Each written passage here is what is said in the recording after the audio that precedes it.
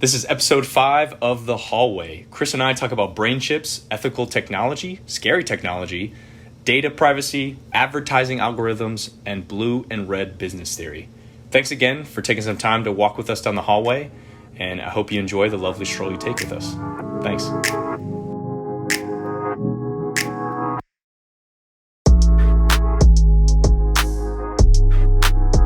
All right, everybody, welcome to the 5th episode of the Hallway Podcast. I don't know, you put up 2 hands, that's 10. That's true. I'm going to roll it back to 1. There you go. I was excited. Hands up, hands down. Hey, it's a party. It's always a party when we're on the mic, man. No, but what we were saying earlier, we had a blooper where smart technology is not always that smart. Like, my computer should be able to know be able to read my mind, know what I wanted to do, and just do it.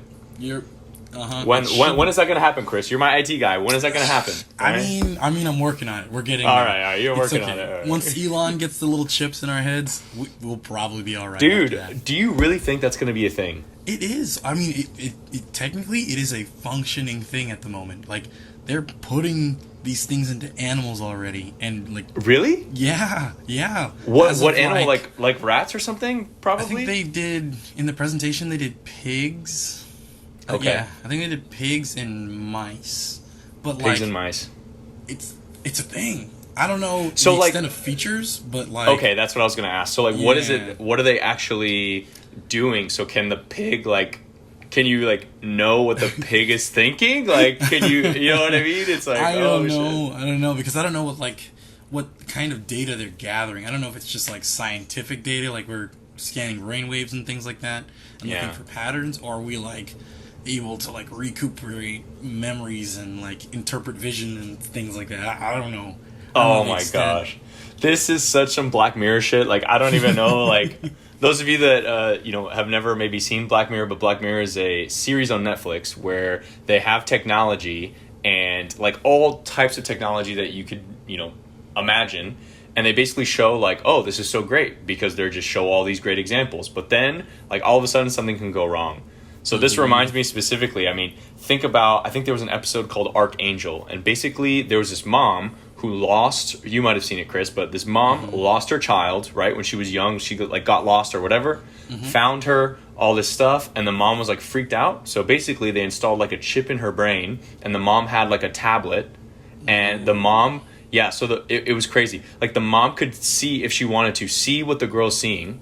Not only that, but the technology, in the show, right? Yeah. The technology itself could sense when there was I think it was cortisol, the stress hormone was going to spike, and it would live mute, mute things. So as an example, the girl was walking to school, right? Okay. In the episode, she's walking to school.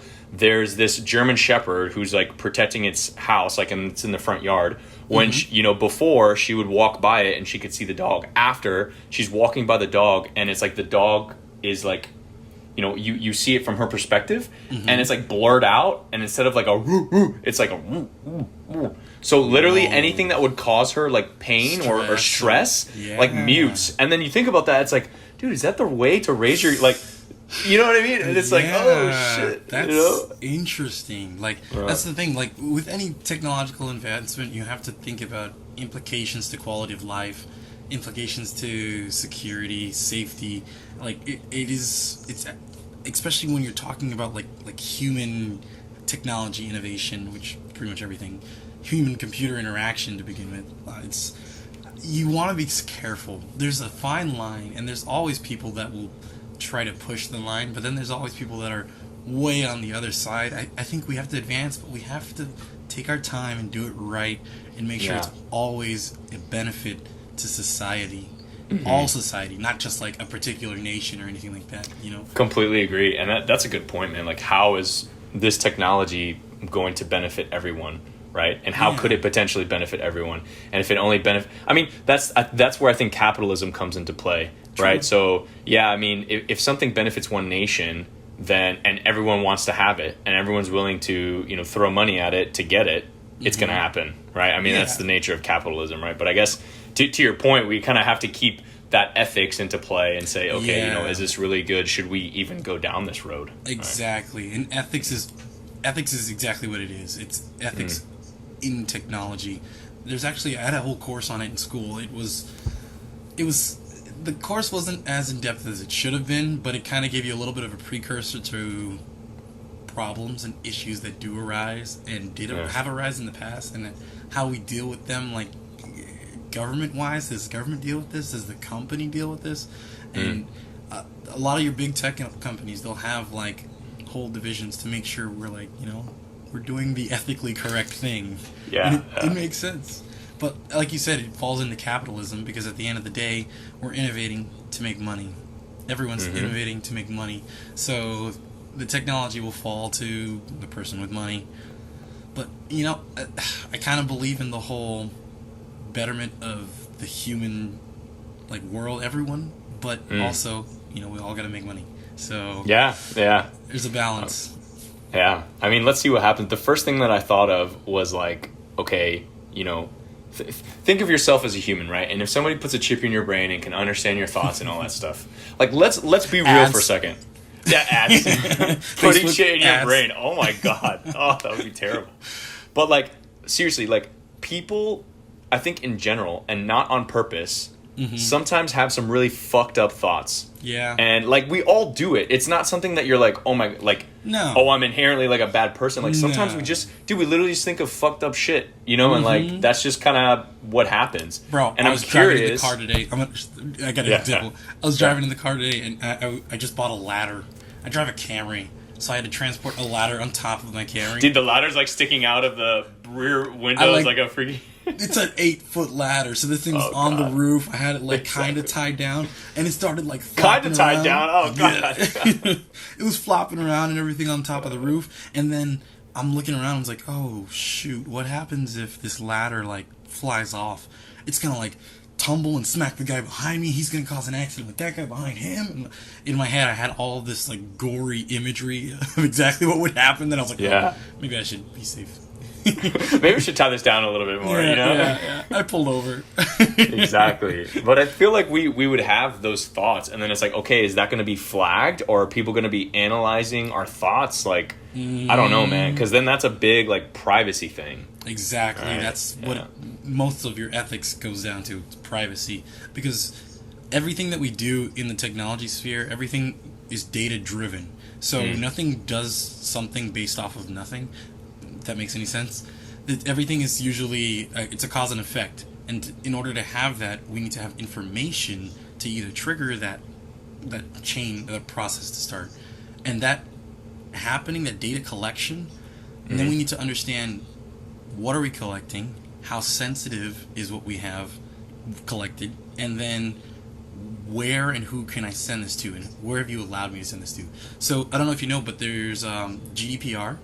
With GDPR, it's the new... What does that stand for? It's like global... don't use the acronym if you don't know what it stands for. Data privacy. Hold on. I gotta look it up now, just because we got it. Yeah. Hold on. GDPR. So it's like a privacy thing, you're saying? Yes, General Data Protection Regulation.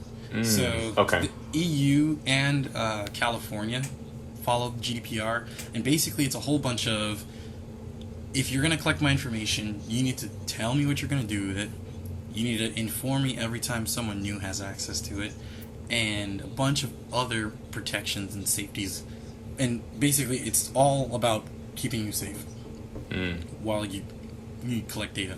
And it's like only California and Europe right now. I don't know whether it's going to spread, but the problem with it, or problem in the tech sphere, is that it makes the process of handling your data that much harder. So if I'm collecting social security numbers in California, I have to like triple encrypt my database. But if I'm doing it in Florida, I really only need one level of encryption or something like that, So the development wise, it creates a little bit more work, but it's necessary to keep you safe.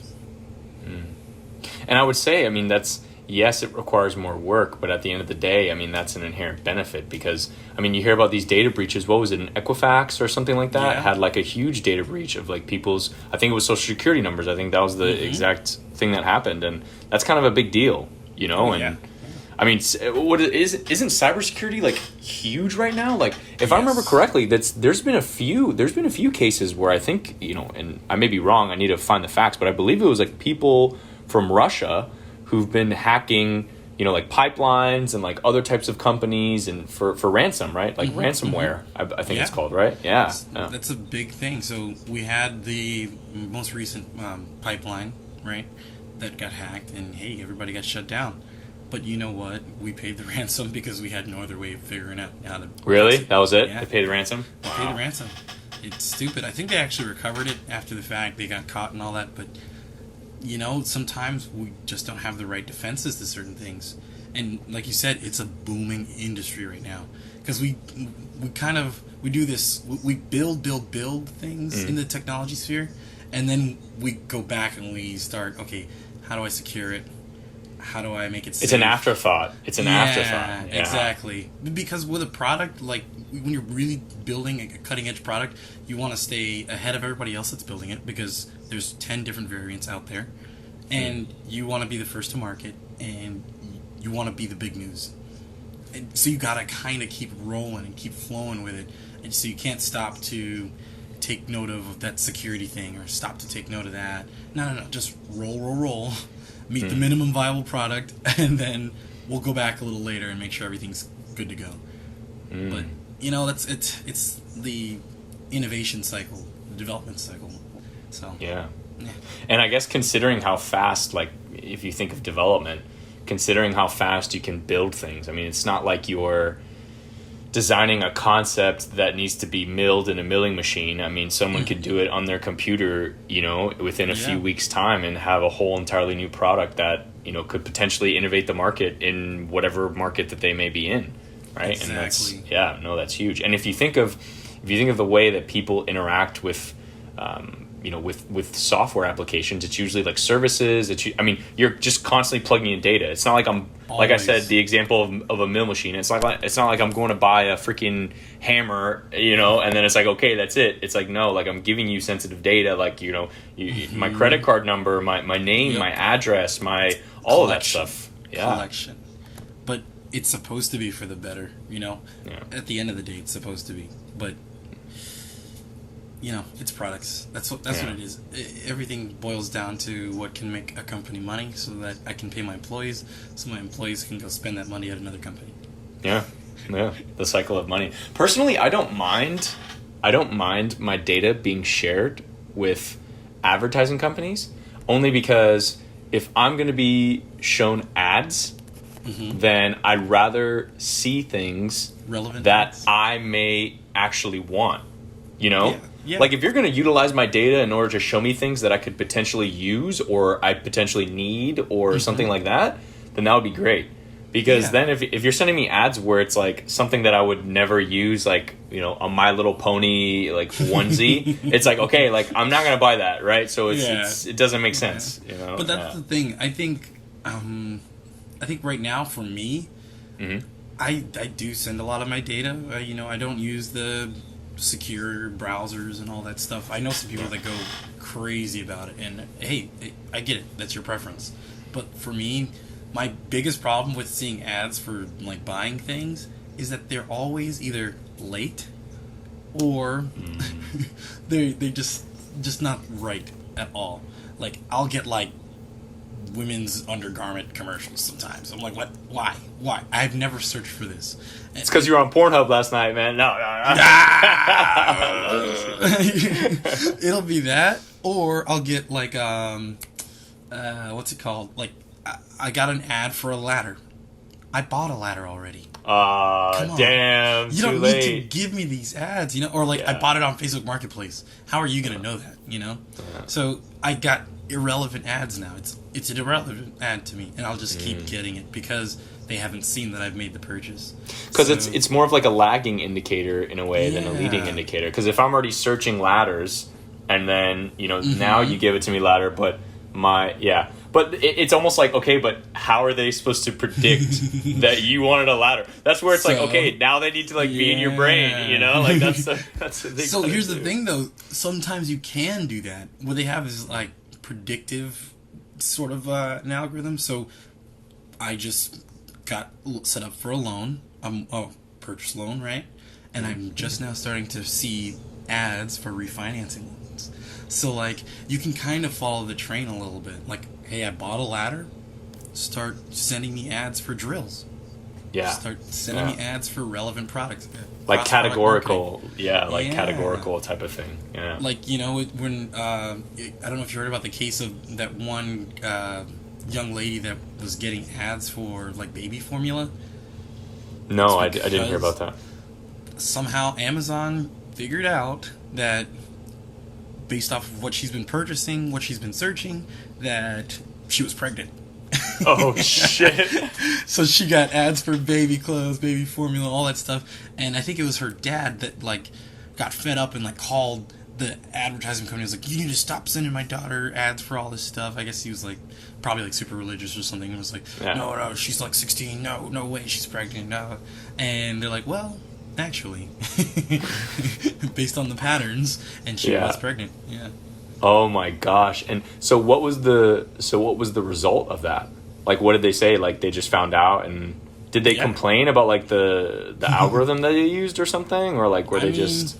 You could try to complain, but the truth is the truth. You're pregnant, so yeah, I'm marketing you. Yeah. It's like, yo, sorry, but Amazon knew before you did, buddy. So you need to have a better relationship with your daughter. You know, like that's what the advertising company told this guy. Oh my gosh! Holy cow, man! That's what I'm saying. So you could get predictive with it if you give it the right information. But that's the thing. You have to feed it all that data. Like how is Google Ads gonna know that I bought a ladder on Facebook Marketplace? Well, maybe Facebook Marketplace could see that I talked to Sarah in my chats, and Sarah's product is now sold, and she talked to me primarily. So hey, now you can go by, oh, okay, Chris probably bought the ladder from Sarah because he was talking to Sarah, and Sarah said that her thing was sold now. Chris has a ladder. Stop selling him ladders. But then, you know, okay, we're talking about an extremely complex algorithm, right? Because but I guess the algorithms already exist, so you would, you know, I'm not a coder, so I don't know, but the algorithm already exists, so maybe you would try to build off of the currently existing you know, algorithm, maybe add different clauses or something like that feeds into it, right?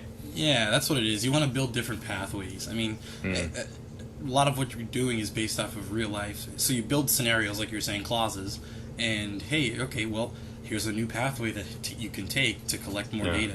Because we have the information. They know I messaged Sarah, and they know Sarah hit sold. Now we just need to define a process. You know, so there's the data collection, and then there's the process, and then there's keeping it all safe.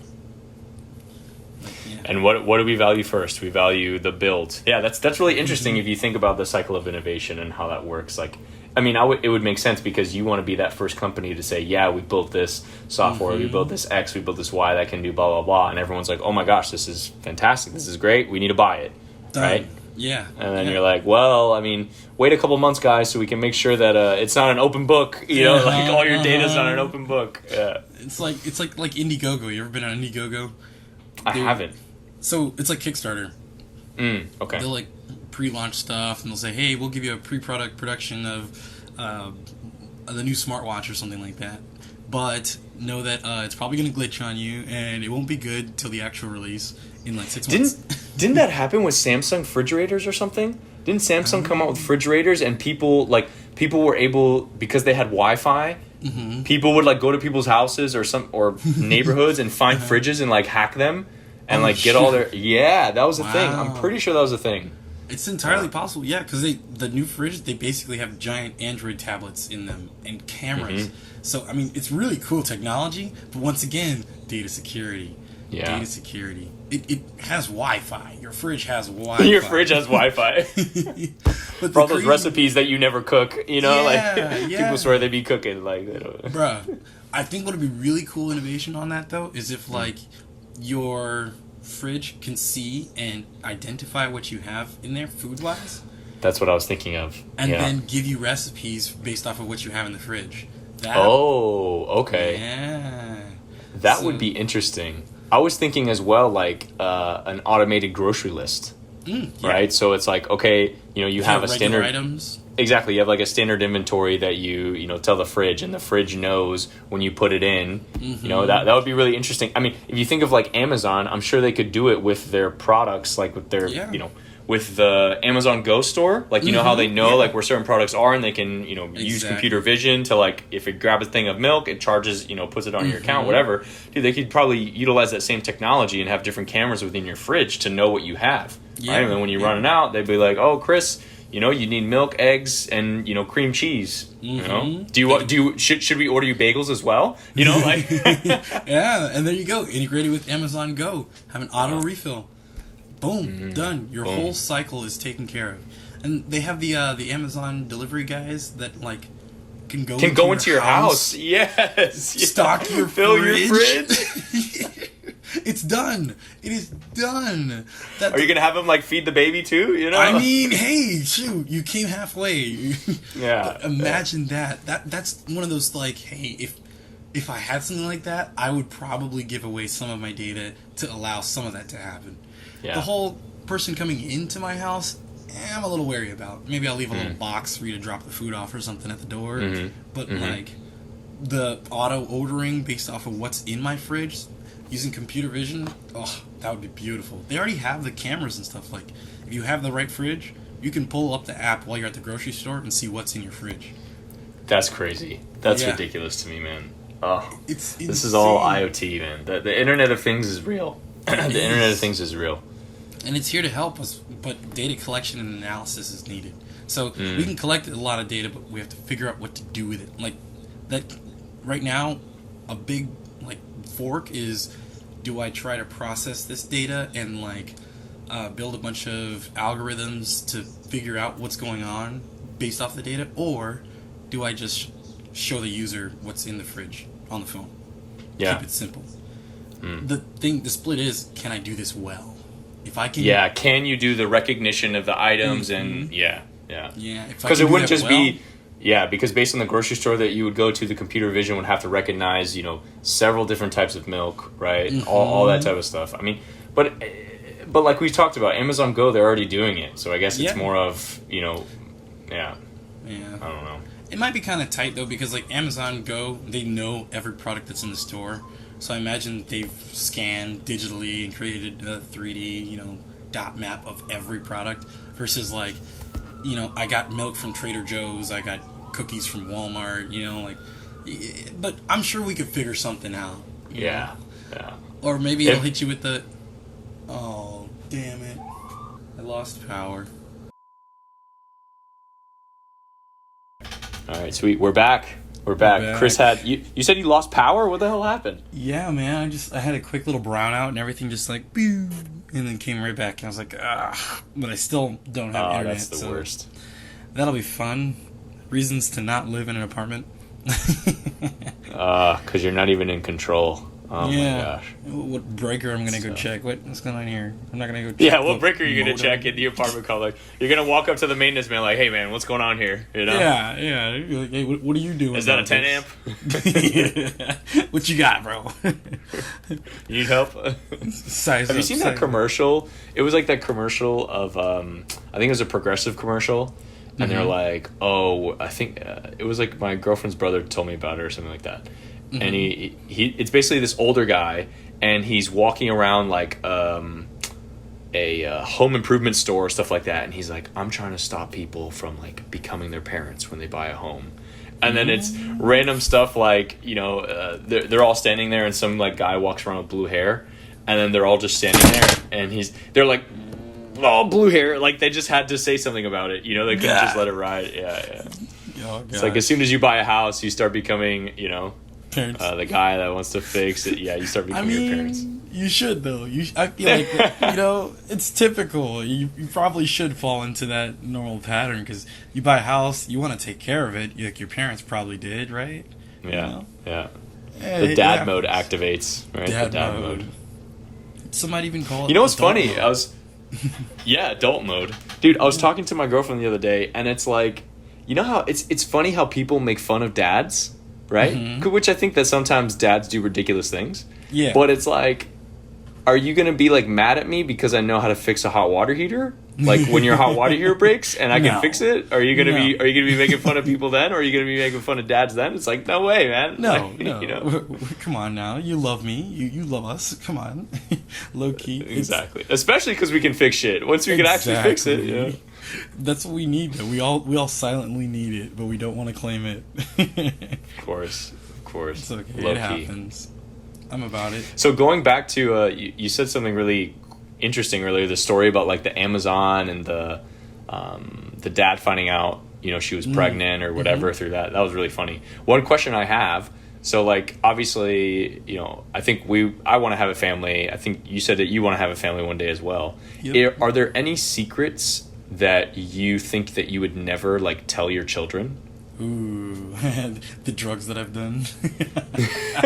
But you know what? That was the first thing that I would think of.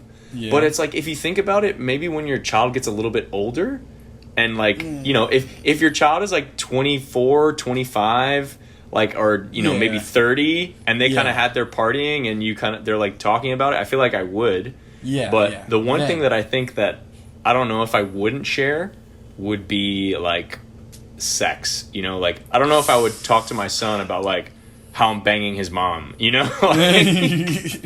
Yeah, I definitely don't want to go into details about how I'm doing it, but like you know, you'll go into the like, yeah, you know, me and your mother have a healthy sex life, and that's all you need to know. Yeah, true. Yeah, true. Keep it slim. I don't want to be like, yo, man, I pinned your mom against that wall right there. When y'all weren't home, we tore up that kitchen. Like as they're eating their eggs, like.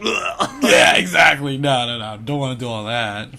I mean, maybe when they're like 30 and we're all adults, you know, because there is a switch, you know, when you're like. Yeah. When you become a self-sufficient, like your own person and not just their kid anymore, you know? And the switch, it turns and then they all look at you differently. So you could open that kind of conversation a little bit. Yeah. That's cool though. When do you think, so do you feel that, because you said you're 22, right? You're turning 23 later this year. So what, do you feel like your parents view you as an adult? And if so, which I think you would say yes, but if so, when did that switch, like you're talking about, like when did that switch actually happen for you? I think so I'm going yes. I do think they view me as an adult.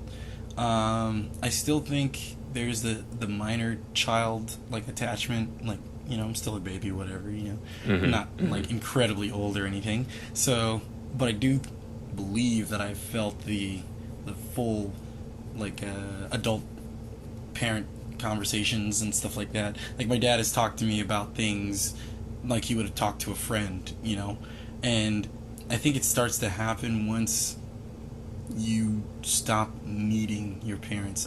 That I use that loosely because, you know, you'll probably always need your parents in some capacity, but I mean financially self-sufficient, you're able to go a week without asking them for something or anything, finance, advice, whatever, you know. I think once that kind of takes place, then they're like, oh, okay, he's his own person and he's living his own life, you know, so he's not just my half-life anymore, because that's what you are as a child for a long time. You don't have your own life, your parents run your life, so your parent has their life and a half-life. So once they lose that half-life, it's like, oh, yeah, I guess you are a fully developed person now. And I think it happened for me right around that time of self-sufficiency. Yeah. No, I would agree. I think it was around when I was, like, because I went into community college, and, like, I got a job. My first job, I think I was 16 or 17. And then so I was always like working, so then I think like that's a big thing, like when you start working, especially if you have your own car and you can like drive yourself places and you have your own money. But then I think once you actually move out, and then once it's like, okay, like you aren't like, you know, paying for my you know, food, or you're not paying for everything anymore. I think that's when it that's when it really turns on. And for me, that was like when I moved out of my mom's place, like from community college to like going to a state university. That was when, you know, I think that real shift happened, because it's like, I was taking out, I had to take out, student loans in order to pay like my rent. But when I worked, that paid basically for everything else. So I was really just, I was living my own life. Yeah, I was living my own life. And that's what it is. When I felt that transition, Once you hit that, like, you're living a full life now, you're not living that half life, that's when it happens. I think for you internally too, And that's a big switch. It's a big switch. I know we've talked about it before, but it's a really important part, at least in the upbringing, the transition to a man, which I think, is where where I'm at. I'm working my way up the chain. No, you're there, man. You're there. You're doing your thing. You're buying a house, dude. What? Yeah. I had a teacher in high school, a PE teacher. He some kids were spouting off there like, "Oh man, yeah, I'm a man in class," and it was like the teacher was like, "No. You're not a man until you have a mortgage." I gotta now go find him. Fulfilling that. There you go. You gotta call him up. Be like, "Hey, I got a mortgage now." Hey, buddy, I'm a man. I don't know if that's the only qualifier of being a man, but I understand what he means. Yeah. Yeah. He was just spouting out to some like high school kids. He was like, "Hey, you're not a man." It's so funny, like, but it's interesting though to think about, like, how much we thought we knew when we were like 15, 16, 17, like. We thought we knew, and then the older we get, which our parents have told us this before, right? Like, I feel like everyone's parents have said this at some point. It's like you think you know everything, and then you get a little bit older, and then you realize you don't know everything, and then you get even older than that, and then you realize, like, even when you realized you didn't know anything, you still didn't know anything. There's still levels. There's still levels, and it's crazy, bro. It's crazy. I was thinking about it the other day, like, there's like these switches in life that like slowly turn for everyone for every different thing. Like recently, I don't crave candy anymore. I just don't. Really? That's surprising. Yeah, that's surprising. I know. I used to love candy, but now I don't have an urge for it like ever. And like milk, nope. Ice cream. I used to love ice cream. I could tear apart ice cream, but now I just don't because I just don't. No, I want maybe a sherbet, but like sherbet. No, sherbets are good. Yeah. Get a little icy when it's hot. We're in Florida. Of course. The real question is, how much sugar do you put in your coffee now? That's the question. So I've made the switch to honey. Right, okay. It's pretty nice. My brother's wife's grandpa has a small little bee keep going on in his yard. Oh, that's dope. Yeah. So he scraped off some and gave me the other day. I've been using it. Apparently, it's really good for allergies. I've heard of that. I've heard like if you have allergies, it was my girlfriend's dad actually told me, but he's like if you have allergies and you get honey from like the area like that you're from, it helps with allergies, and it's probably because they gather the pollen that exists in that area, put it in the honey, and then I don't know exactly what happens, in your body, in your body, but that's pretty gnarly though. That's interesting. It's one of those like just makes sense. It's one of those like science things, and the only reason why these allergies have probably evolved is because we stopped having local honey, or we stopped eating local honey. So it probably wasn't a problem like 10 years ago because we were already doing what we needed to do to avoid the allergies. But now we've gone grand scale. The production is moved wherever they make bees and honey. I don't even know where the honey comes from. Yeah, I don't even know where the honeycombs for the United States are. Yeah. Where? What kind of pollen they got over there? Is it real pollen? They got some kind of synthetic pollen now, like they do with chickens. Maybe because what if they it would be interesting to know how that works actually, because I don't think you would have bees in like a freaking, it's not like a warehouse like you're growing chickens or you're growing vegetables, right? It's like, are you gonna have like a 30,000 square foot warehouse full of bees? Like, I don't know if that's like possible. Maybe you do though. Maybe you do. Maybe they have that and they just like funnel the bees through like a garden that they have inside the warehouse, and then like a channel that brings them back, and like I don't know how it all works. Or is it just a natural beekeep? I mean, how does this work? I think that's what it might be. Like I obviously had no idea, so I'm speculating. But same. I would assume that it would be, there would be larger beekeeping operations that produce honey, right? And I think that maybe the larger distributor, or maybe the people that have it, that bottle it and do all of that, simply buy from these larger beekeepers, kind of just bring it all to one area, and then they just take all that honey and they just bottle it and distribute it. That would make more sense than having a literal I don't even know, like, dude, imagine how many bees that would be. Oh my god, crazy. Imagine if they like broke out of the warehouse or something. Oh, we've got a leak. Bees just flying out the roof. Oh my gosh. Isn't there like a super aggressive bee, like from Africa or something like that? Yeah, there's some type of like killer bee that's got like a really like big stinger. Like, stinger. Yeah. But don't like bees, if they sting you, don't they die? They die. Yeah, they die. So, and bees aren't really. It's crazy how I think that we've always been raised to think that like bees are like super aggressive and they're gonna like sting you, and like when you see one you got to run away. Because the possibility. It's a possibility, but I feel like every single time that I've seen a bee, like it's just chilling. It buzzes around to its plant. It just sits on a plant. You can be like 2 or 3 feet away from a bee as long as you're not like in its face or like flicking it or something. So like, bees aren't gonna mess with you. The person I got the honey from was telling me that the important thing about not being stung is to not be in the flight path of the entrance to the enclosure.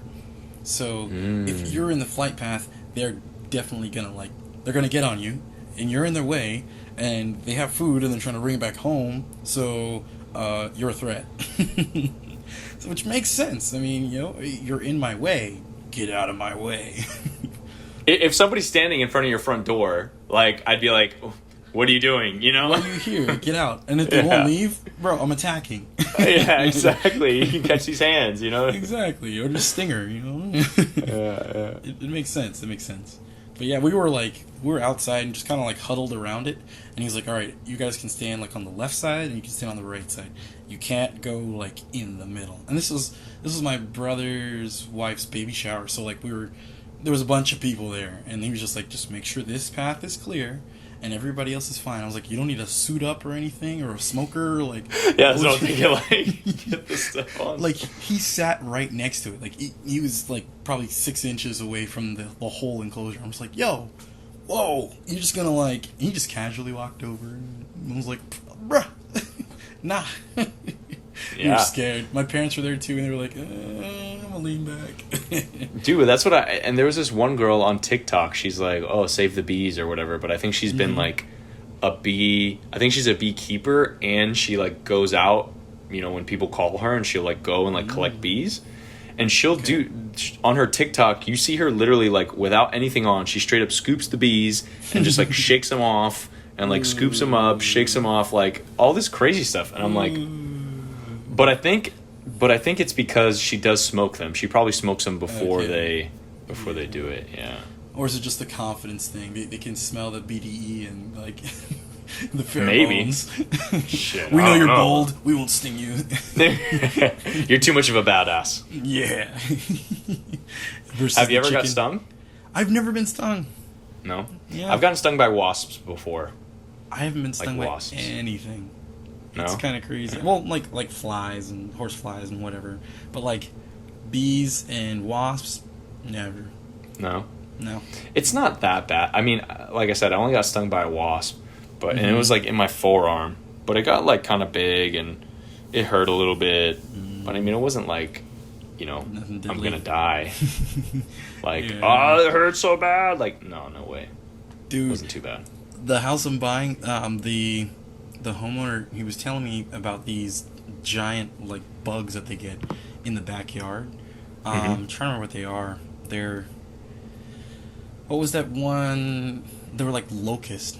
They're like they're massive, but apparently they eat everything, and you can't kill them by spraying any like insecticide on them. And they're massive. I'm talking like almost 4 inches long. What? Yes. He showed me one. He like the only way he killed it was he stabbed it like through its body, and he kept it too, and to show it to me, he was like, "Yeah, so this is about the size of them." And like the dead one on the stick, like scared me, bro. I jumped. I jumped like a chicken. And he's like, "Yeah, there's nothing you can spray or do to kill these. They will come, and they will eat everything in a certain season. So be ready. This is what you have to deal with." Oh my! But what would they eat? Like, if you had like a garden, or yeah, like, so that's the are they layup just they eating your had. grass, or like eating the trees, or Small animals. Well, he had a giant garden in the backyard, so I'm assuming they saw them eating their fruits and vegetables and whatever, but I don't know what else they consume, but those suckers were massive. So are you gonna do anything with that garden? so the garden right now is like 90% of the yard, minus the pool. So I think I'm gonna take it back to like 20% of the yard, because I want to do some minor gardening, but I'm not that good. You're not gonna be out there, yeah. No. I'm gonna. You'd rather do other things trees. than garden your yard. Yeah. Throw a little dripper on there and then let some water fall, but I don't have the time to manage all that. Plus, I'm thinking about doing something nice back there, fire pit wise, or like a little seating area. I've been seeing some Pinterest things, I've been thinking about. Some Pinterest things? Yeah. God. That is an innovation spot, though. Pinterest, for the DIY. Yeah, it's real. It is real. It is. There, and then, like, whatever you do, you perfect it, and then you throw it up on your Etsy. Then you make some money. Yeah. That's a pipeline right there. I guess it depends on how much effort, it takes to build whatever you're building versus the price. But yeah, people will buy stuff on Etsy. People will buy like anything. Honestly, people will buy anything. You just have to make it, and you have to just market it the right way, and people will buy it. There's a movie like that. I want to say it was Saltwater or Sugar, but basically it was an energy drink company, and the movie was about the marketing team at the energy company, or the energy drink company, and basically they had to sell sugar water, and they went through like the whole ins and outs of how to market sugar water, and they literally marketed it as sugar water, and people bought it, and people raved about it. It was really interesting. I didn't actually watch the movie, but I watched enough clips of it to see like, whoa, that's kind of wild. It's all marketing. It's all in the marketing. It could taste like ass and not actually work, but if it's marketed well, you make some money.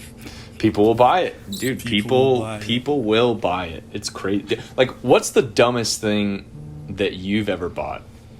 The dumbest thing? Oh man, that's a hard question. I don't even know if I can think of it. But I think, like, I don't know. Sometimes the dumbest things that I get are the things that I get for free. You know what? Like, think about that for a second. Okay. Think about the amount of things. Like, if you go to, I don't know, like a conference, or you're on campus, or you're walking in the mall, or you're walking somewhere, and people are like, "Oh yeah," or they give you like a lanyard, or like a koozie, or like a freaking keychain, or sunglasses. Or sunglasses, or something that it's like you have it now, and you take it because it's free, because you're like, "Oh cool, yeah, I'll take it." But then with the rest of them, and then it's like, why do I even have this? You know what I mean? Like, you end up just throwing it away anyway. Yeah, unless it's from a really cool company. Then that's true. You sometimes hold on to it. Like, I've got some nice pens that I hold on to, but usually it's the shitty pens they give you. The little like it is pens. The shitty pens that they give you. They're not giving you like no nice Bic like ballpoint, Magnum M2. They're giving you they're giving you a freaking shit that dries up after you use it 3 times. Yep. I mean, but I definitely pick shit up like that. Like, I love free shit. Who doesn't? You go, depending on the company, you'll bag up everything. You'll get your koozies, whatever, and then you'll take them home, or you'll leave them in the car, and then they sit in the car for a long time, and then eventually you clean out the car and you throw them away. The life cycle. But it's like, but shouldn't we, don't you think we should start to question that? So that's kind of where I'm getting at. So there's this philosophy, right? Which I'm sure you've heard of it. It got pretty popular. I don't know if it's as popular now, but it got pretty big for a little bit. But it's called minimalism. And really what what minimalism is, and when people think of minimalism, they think of like a house with like nothing in it besides like one table and like one chair and like one fork and like all these things, which, you know, that's an extreme version of minimalism.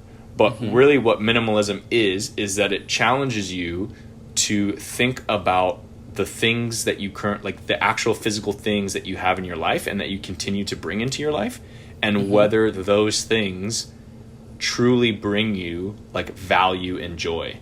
Right? Yeah. So think about like cleaning out your closet, right? Imagine all the stuff that's in there that you just hold on to just because. Like you had it for like 6, 7, 8, 10 years. You've never used it. Like you hold on to it just in case, but just in case literally never comes, and you end up holding on to it for 30 years until you like are move or whatever.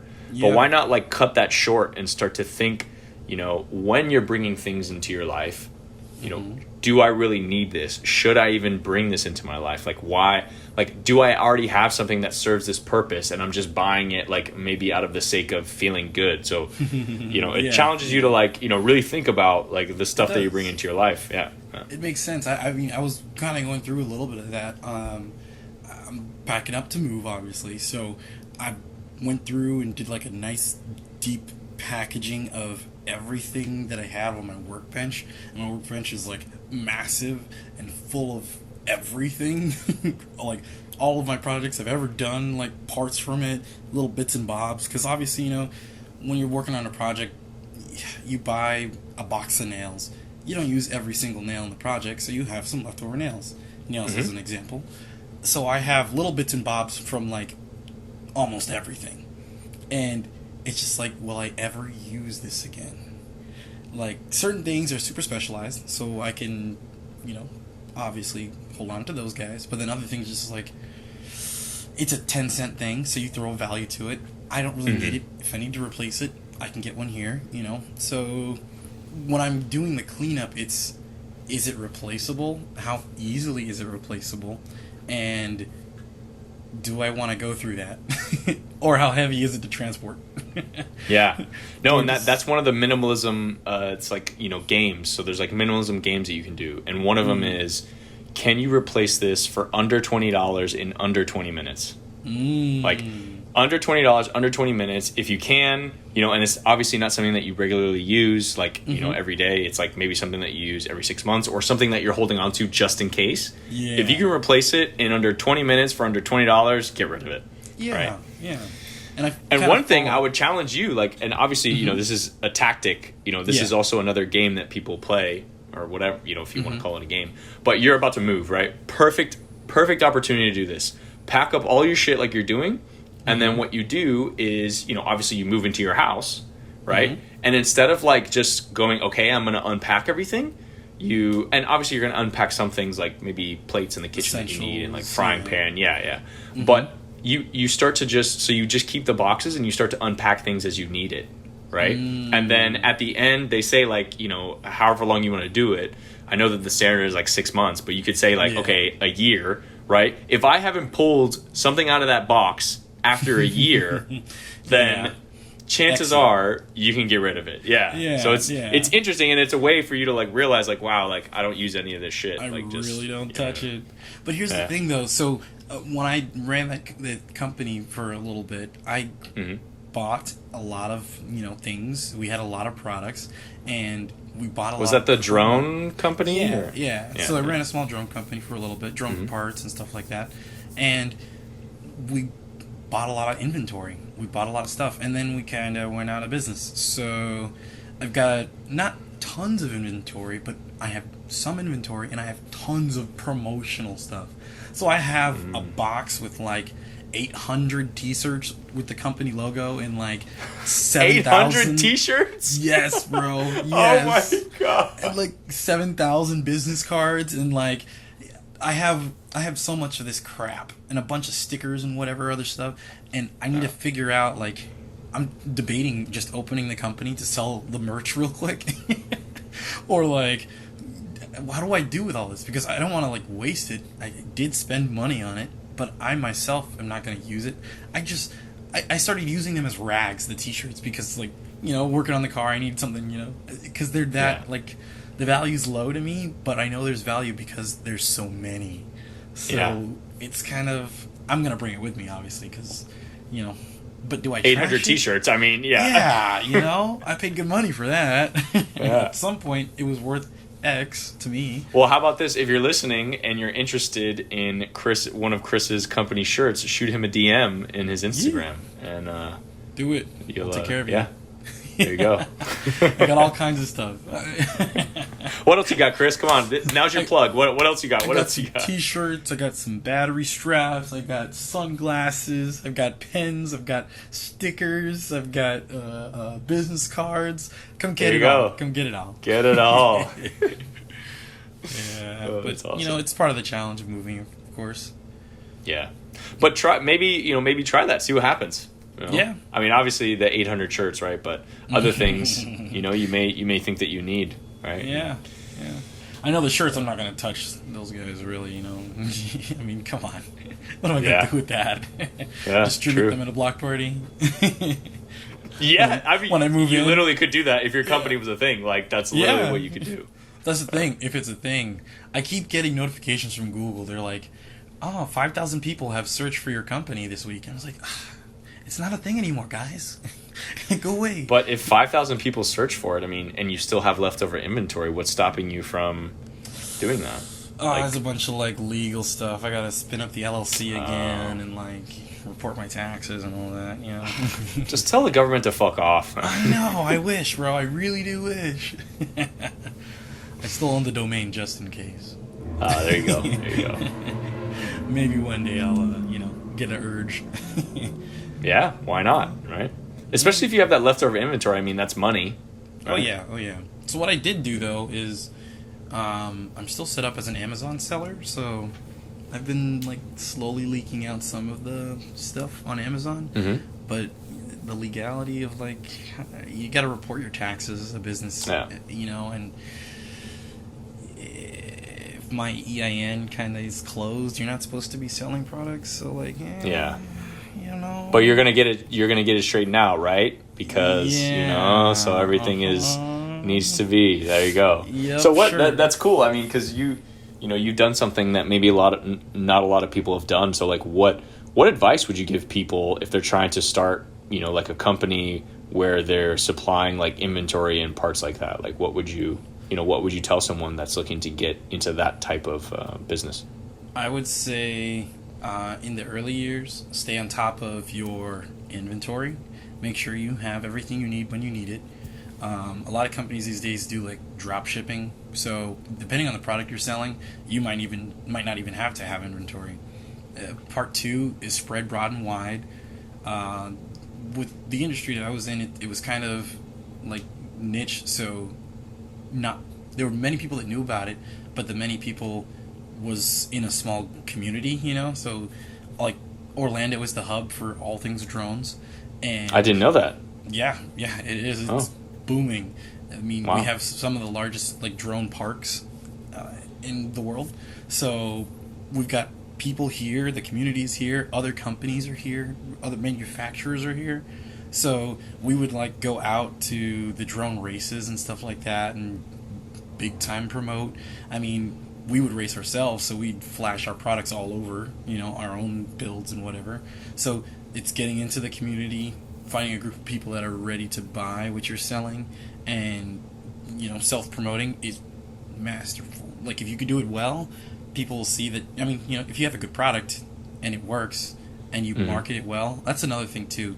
We have to do a lot of like heavy discounting to get started so that we could build the base, because when you have a lot of competitors in the market, you gotta kind of beat them out somehow, and you beat them out by better customer service and better price. Yeah, those are the two things you can control right away, depending on your margins and all that. But the margins on drone parts is insane. I mean, you buy these chips and boards from China and you mark them up 10,000 you know. So, 10,000. Not 10,000. Not every case. Not every case. Oh, I was like, God damn. But you You know, buy something for $1 and you're selling it for 10,000. Yeah. Oh no, buying something for $1, maybe selling it for like what, like 100 or whatever. Yeah. You know, and the thing is, it's the volume stuff too, because you're buying things from like China. You want to buy in bulk, ship in bulk, and then you get it. You break it down. Maybe you do some minor assembly if you need to, and then you roll with it. You know. That's what we did. So we bought, we got this PCB design from someone. We got the guy to release it to us, you know, so everything's legit. We sent the schematics off. They printed it. They did what they needed to do. It's bulk shipped it back to us from China. We did minor assembly, and then we shipped. We actually, and that's how you get paid, ladies and gentlemen. That's how you get paid. Make the big buns, the big ones, the big buns, the big buns. I mean, some of those were there too, but you know, different story. Yeah, it was fun until I just couldn't keep up with it. You know, I was too young, too dumb, too ready to like. And where did you like? Why did it fail? I think it failed because I and my partner stopped committing to it. So we were young and we wanted to live. Obviously, we wanted to like go out and party and do stuff. This. And I picked up a new girlfriend at the time, and like, you know, you get occupied. It's, oh man, okay, I'll ship that order tomorrow. And then if you're not putting it in, then your business partner doesn't want to put it in because you have to be equal or have an understanding that you're not equal. And that's a phase that we went through. We started 50-50, but then at a point in time, it was like, hey, so I don't have the time to devote to this, but I can shift the way that I help by maybe instead working more, and then I can provide money as a backer, and then you could do a little bit more of the day-to-day. So then we kind of did like an equity shift in the company. We was like, okay, I'll be a funder, less hands-on, and then we can kind of put you up. We'll do a 70-30 split or whatever, based off of, you know, what the value of your work is versus the value of the money that I can provide plus my work, or vice versa. So once you start to get into that stuff, I think it should be defined from the start, and that's something we didn't do. So you gotta figure out your commitment, figure out your business partner's commitment, and then stick to it. That's where I failed. Interesting. And how do you think that? Because I think that your guys' intentions, right? If we kind of break it down a bit, the intentions were good, and I'm sure like when you guys both first started, and you started in this 50-50, like you guys were both in it, you know. And I think it was more of like gradually, you know, maybe someone drifted, and then when that commitment wasn't there, you didn't have, you know, the support or whatever, and then now you're by yourself, right? And now you're kind of like, okay, like I'm not really making that, you know, I'm sure you guys were making money, but like you guys aren't making like crazy money, right? No, obviously not yet. Not yet, exactly. And and then that is disheartening because now it's like, okay, you know, I'm not really making that much money. I'm doing all this by myself. It's like, screw this. Yeah. And it's the crazy thing, like, and it also falls into the pay yourself type of deal. At what point do you start to pay yourself? And I mean, you shouldn't probably, if it's a side hustle like that. I mean, I'm just assuming you probably would try not to for at least the first couple of years, right? Exactly. And that which that is tough, hurts, especially when you're trying to like balance the books and everything. Because that happened to me. I got a new job, and well, I could devote this many hours to my job and make X amount more than, you know, spending time working on this company. I understand the build, and the build takes time, but at that point in my life, I needed the money, you know, so I'm going to go to work. Yeah, it makes sense. It made sense, yeah. You know, what is the saying? How much did they pay you in order for you to give up on your dreams? Yeah, pretty much. That's what a job is, like. Yikes. Oh my gosh. Goddamn. That hurts. No, it's true, man. I mean, real. It's like, because with my dad's business, you know, that I work with him on Saturdays and stuff, and it's one of those things that you contemplate. You're like, okay, like, you know, if I really decided to focus all of my time and energy into this, you know, you could probably make it into something. Yeah. But then you look at the money that you're getting consistently on a regular basis, like that's probably going to increase over time, and then you're kind of like, like maybe not, right? Yeah. It'd be nice. I could. It has potential. Yeah. I could grow it, but this is already at this level, so I didn't need to grow it, or it could grow faster, bigger. But I think it's one of those things that I'm still doing it, and I still want to do it. So it's like, I guess I'm trying to find a way where I can do both of these things at the same time. But it's tough, it's tough because you got to have the vision. You got to have the vision, and you got to, like, the people that you're working with need to be on the same page. Yeah. And then, everyone needs to be willing to execute, right? Yes. And I think execution sometimes, especially when you have a small business and you're trying to grow, like the specific example that we, discussed earlier, it's like, you're like, if you really want to grow and you really want to, like, free up your time and you want to grow your business or whatever, you're probably going to have to take a pay cut.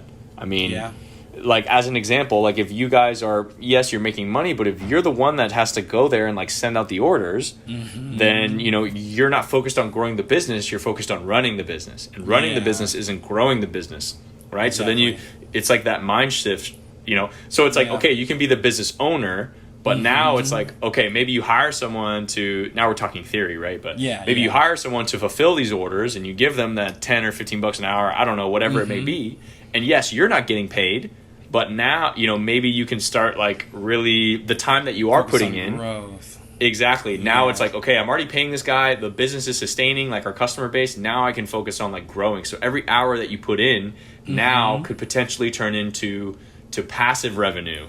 Because you already have the infrastructure set up for somebody to run the business and is doing all these operational things. Now, every single extra hour that you put into, like, every new customer that you get, let's say, is now going to be, like, you know what I mean? Now that's when shit really starts. But so that's the red work versus blue work theory, So what's that? I've never heard of that. They say red work is the doing, the repetitive, the hands-on, the I need to cut the grass in my lawnmower company, and then the blue work is the how do I innovate it, how do I make it better, how do I make it faster, how do I grow.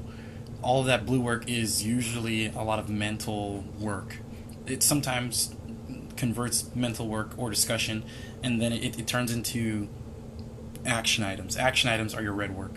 So you want to have usually like a good probably 70-30 split on red work to blue work, because you want to be thinking about innovating. You want to be thinking about growth. You want to have conversations about growth to open the opportunities, and then you want to do the red work. But what you can do is, if the red work is truly as simple as, putting A plus B together and then putting it in a box, you can start to do what you're saying, farm it out. So you farm it out, you get some students, some college students or whatever, which is what we did actually. For a time, we hired some college kids, we paid them scraps, and we were like, hey, you could put this and this together? Cool, great, and put it in the box. And, it worked great for a time. It did. We didn't pay ourselves, but the red work was done by red workers, and they were paid a red working wage, And I think that's kind of how the blue work falls into the blue-collar zone, So that's all of the... White-collar zone, would you say? Blue collar. Because you're saying red and blue, I would almost think it's like white and blue. So like the white collar workers, right? Strategy, like finance, like growth, blah blah blah blah blah. And then blue collar, isn't that more like, you're the, like you said, you're the one like cutting the grass, or you're the one like, doing the job type of thing. That's how I would think of it. But I've never heard the red and the blue. So blue in this case is like the blue is equal to white. And then red is equal to blue in the other comparison. Yeah, exactly, exactly. So it's all the innovative stuff, all the things that will move you further, or just taking a second to analyze your business. So it's very important to have a good mix of both. But you want to spend, as an owner or a process owner, you want to spend a lot of your time in the blue work, so that you don't have to do the red work, because a lot of times red work just sucks and you don't want to do it anyways. Nobody wants to do it. So, and if you're doing so much red work, you're going to be exhausted that you can't even do the blue work. Exactly. You'll be done, you'll get off at 5 and you'll say, all right, now I'm hitting the couch. Yeah, I'm watching some TV. I'm Red I'm work, eating a sherbet, you know? yeah, exactly. I'm chilling with sherbet. Red work tires you out, but like I have meetings where I get into the blue work, and it's like it energizes me because it's fun. It's fun, and it's good because you build these collaborative networks and design and stuff, things like that, and your head is firing, your brain is firing, everyone's on the same page after a good collaborative meeting, and it's just like, oh, all right, I'm ready to do what I need to do now. And then you do the red work, you know? So it's really good to stay in the blue when you can. But obviously the red is necessary, but staying in the blue. And that's the thing, man. Like, I like, in this specific example, like blue and red, I am a blue guy. Like, I am all blue. And I feel like you know that. And, like, my dad knows that because I freaking sit with him going to do all this red work, and I'm like, why the hell are we doing this? Like, we need to get someone, you know what I mean? I'm pounding him. And he's, he's starting to, like, take into consideration the ideas that I have, and he's, listening and stuff, which I appreciate. But dude, I am all about the blue. It's like, because that's, and I agree with you completely. When you have a good session like that, there's literally nothing like it. You feel like you just feel good. Like, you feel productive. You feel like you're like, damn, like, I'm worth something. You know what I mean? Like, we just solved world hunger right amazing. there. Yeah. I love for it. sure. The thing is, though, is that people love blue. I think that people love the blue work. And the blue work is sometimes easy to talk about. Yeah. Right? Like, I can say, oh, yeah, Chris, like, just connect Salesforce to the current Access database system. Like, it's easy, right? And then, or I don't know, somewhat, whatever tech. Or, yeah, Chris, just build an algorithm. Build the algorithm based on what we just discussed right here on the whiteboard. Like yeah, it makes sense, right? Just do it. Yep. And then you were like, yeah, of course. And Agreed. then you start to actually try to do it. And that's where I think, because in consulting, right? Because I do consulting, we have... We talk about a lot of strategy and, like, what we should be doing. And sometimes we have a tendency to do that. And we have a tendency to make these assumptions, and we use the best logic that we can to bring, make sure that the assumptions that we're taking are correct. But sometimes even the human factor to predict is very difficult. So as an example, right, if you're doing, like, a cost-cutting project within an organization and they're letting go 30% of their staff, right? And then, 30% of your staff is going to go, right? And then they're like, okay, we want to have this change agent network that's going to support, like, what we're doing because it's best for the company or whatever. And then, but then you think about it, and then it's like, okay, like, you want to cut, 30% of your staff, and then you want to have a change agent network to try to sell to everyone. Like, yeah, we just cut 30% of the people, but it's really good. Like, it's going to be great, guys. Don't worry. And then you're kind of... and then when you challenge that, it's funny, like, you challenge that in the business world, and you say, okay, like, yeah, we're going to do this change agent network. They're going to support us. It's going to be great. And then, you challenge it, and you're like, okay, well, what if they don't support us? And then you're like, well, what do you mean they're not going to support us? Like, it's their job. They have to. And then it's like, no, they don't. You know what I mean? Like, it's like, that's the human factor. So it's interesting to think about, like, the blue and the red, because the blue... you can come up with all these great ideas, but where the that red work is where the money's made, right? And in order to make the blue work even worth something, it takes a shit ton of red work. It does. So, like, does. And there's no way.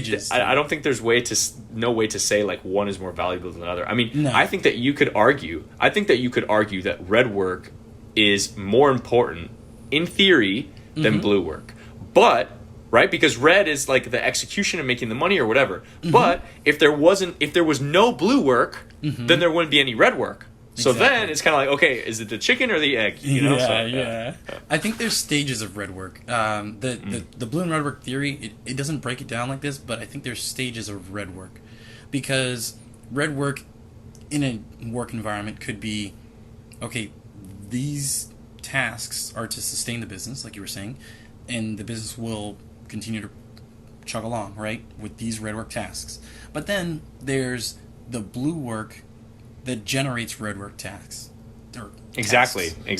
And I think those tasks are red work, but they need to be a different priority level of red work. So they're technically not the day-to-day run the business. They're the innovate tasks. So they're kind of like sub-blue, but they're red, And that's important. That's value added. So you have value, and then you have value added. or tasks that will create value added.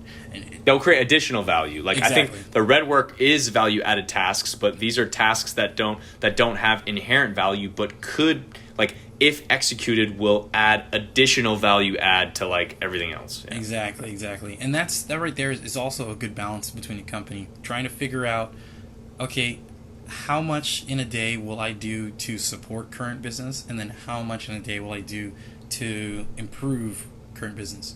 And after you've already mapped it out, of course, in your blue work sessions and whatever, then it's okay, the tasks. Now we've identified it, now we need to work it into our workflow for the normal red work, or else all that blue work was useless, like you were saying. True.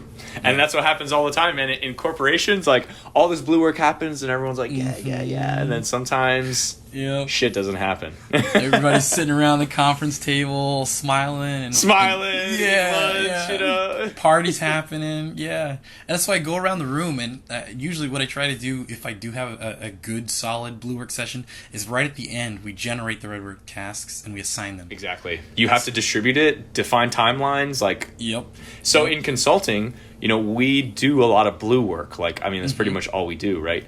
But as we're doing this blue work, we're already thinking of the red work tasks, who needs to do them, by when. In addition to that, so now that we have this theory, we've developed these first initial red work tasks. Now, again, from there, we say, okay, after that, then what's next even after that? Right? So with your clients, and even if you think about your coworkers, you almost, in order to really be a leader, you have to be 2 or 3 steps ahead. Like, you're presenting them the concept, right?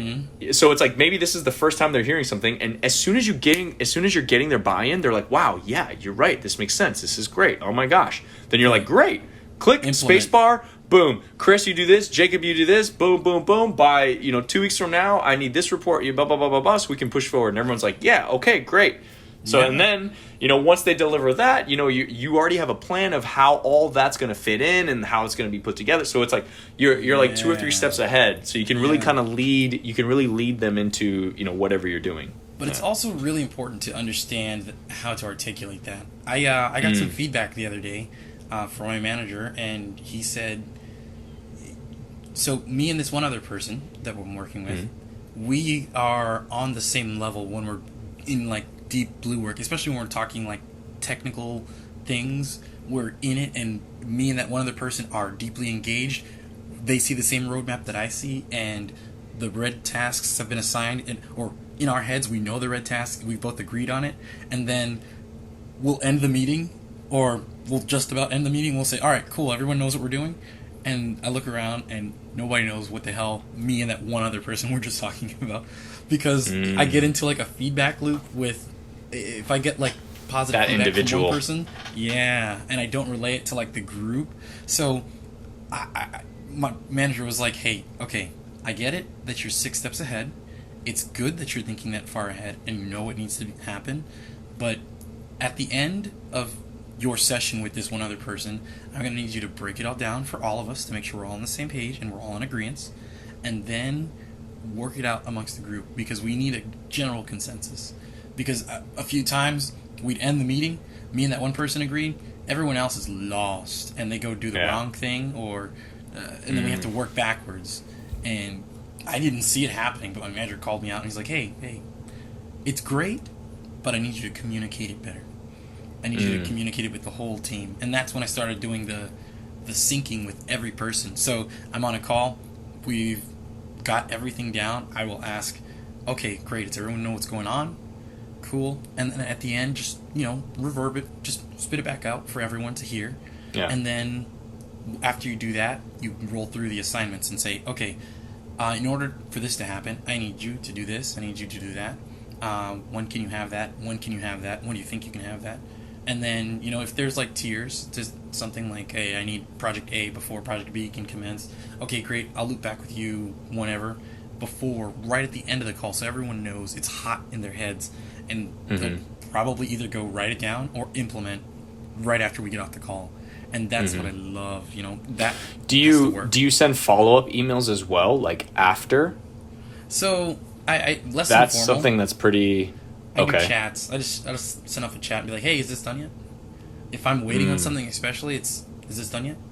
Or is it almost done? Has it made it in? You know.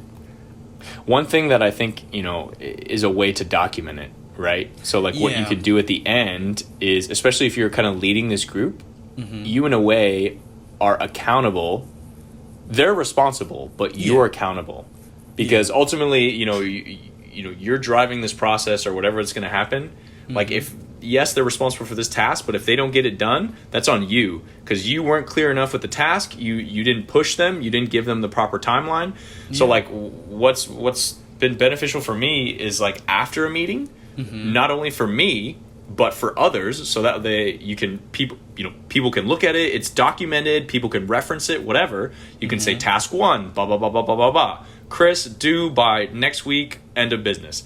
Task 2, Jacob, blah, blah, blah, blah, blah. And then at the end you say, please reach out to me. Like if anything is unclear, you're unclear of the task, and you can kind of document that, create that open communication flow. And now like everything's documented. Like, you said that you were going to do this by this date. Yeah. We so that way, See, you're right. You're right. That's been one of my struggles too. So the follow-up, dude. Yeah. Follow-up. The follow-up for me is I can ping you real quick, but the documentation, I'm a go fast guy. Like we were talking before with development. I'm a go fast guy. So I want it like done. When I get off this call, I expect you to go do it right now or get it to me end of day. Like, or put it on your task list and like just get it done. But then looping back and actually writing things down and then spelling it out so that we can all look at it later, that has not been one of my strong suits, especially after the like blue group think high, it's just like, okay, go do. Especially when I'm thinking, I'm just like, if I don't have anything else to do project wise, or this is really important, it's really hot in my head, I want to get it done. Yeah. But you'd be surprised. I mean, that's a very, and I understand going fast, and I think that that's important, and I think that it's a good characteristic to have. Although now you need to think of like that people element, and like, not everyone's like you, right? So this is almost comes into like a project management. So this is like what project managers do, right? And obviously their only job is really to make sure that things are flowing. They're not actually, implementing. Most of the time they're not actually doing the actual work that it takes in order to get it done. But that element of project management, I mean, you need to manage the project, right? Yeah. I mean, That's why they say like development and IT project management go hand in hand. So I see a lot of people these days getting project management certified. It just, especially when you're developing something, not even computer, anything. If you're developing a product, it helps to have project management skills so that you can define timelines, set up your agile meetings, and all that stuff. And I think it's great. It's great. I love it. But I'm not a write it down kind of guy. I'm a get it done kind of guy, and it hurts me sometimes. But you know what? As long as you're like aware, like that's what's important. Like you're aware and you're aware of it. Now it's like, okay, you acknowledge it. Yeah, it's the action now. It's the action. So get the red work done, right? Yeah, get the red work done. I know. Oh my gosh. Yo, the hallway has been long, but it was good. It was a good walk. I think it was a good walk. We found some cubicles. We Awesome. Well, thank you all for joining us. I hope this was a very good discussion around business, around parents, we talk about our parents a lot. Yeah, that means we love them, right? I know. Yeah, we do. They're great.